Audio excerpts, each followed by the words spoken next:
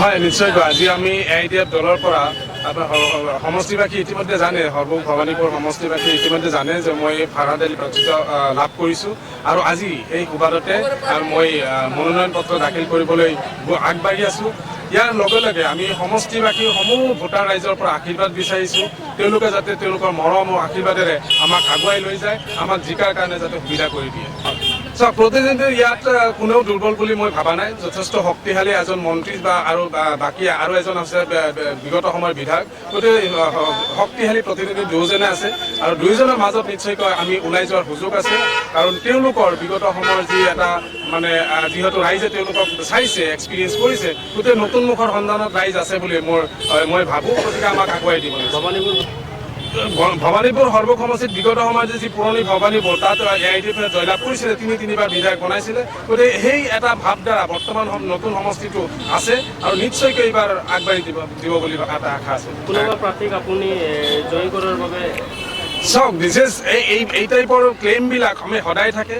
AIDF যেতিয়া আমাক মিত্ৰ দলত তেওঁলোকে এটা গ্ৰেটাৰ এলায়েন্স কৰি আছিলে, তেওঁলোকে ল'ব নোৱাৰিলে কোনোপধ্যেই। গতিকে এই অভিযোগবিলাক দিয়াৰ এতিয়া সময়, ইলেকশ্যন আহিছে, কিন্তু আমি এটা স্বতন্ত্ৰ পাৰ্টি, আমি আমাৰ দলৰ হৈ, আমাৰ দলৰ স্বাৰ্থত, আমাৰ দলক শক্তিশালী কৰাৰ কাৰণে নিৰ্বাচন খেলি আছোঁ।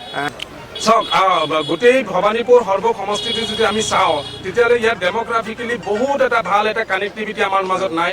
বিভিন্ন জাগাত ৰাস্তা ঘাটৰ পৰা আৰম্ভ কৰি দলং ব্ৰিজৰ কথাটো আমাৰ আছেই। তাৰপিছত শিক্ষাৰ সমস্যা আছে, স্বাস্থ্য কেন্দ্ৰৰ বিভিন্ন সমস্যাত আমাৰ এই সমষ্টিবাসী ভুগি আছে। গতিকে আমাৰ মূলত মতটো হ'ব যে এটা সাৰ্বিক উন্নয়ন এই সমষ্টিটোক আগুৱাই লৈ যোৱাৰ ক্ষেত্ৰত। চাওক, CPIM তেওঁলোক এটা যদি অকলে খেলে, তেওঁলোকৰ ভোট বেংক একেবাৰেই নাই আৰু কংগ্ৰেছে তেওঁলোকক সমৰ্থন কৰিছে। তাৰ লগে লগে AIDF এটা সৰ্ব ধৰ্ম আৰু সৰ্ব জাতি জনগোষ্ঠীৰ এটা পাৰ্টি।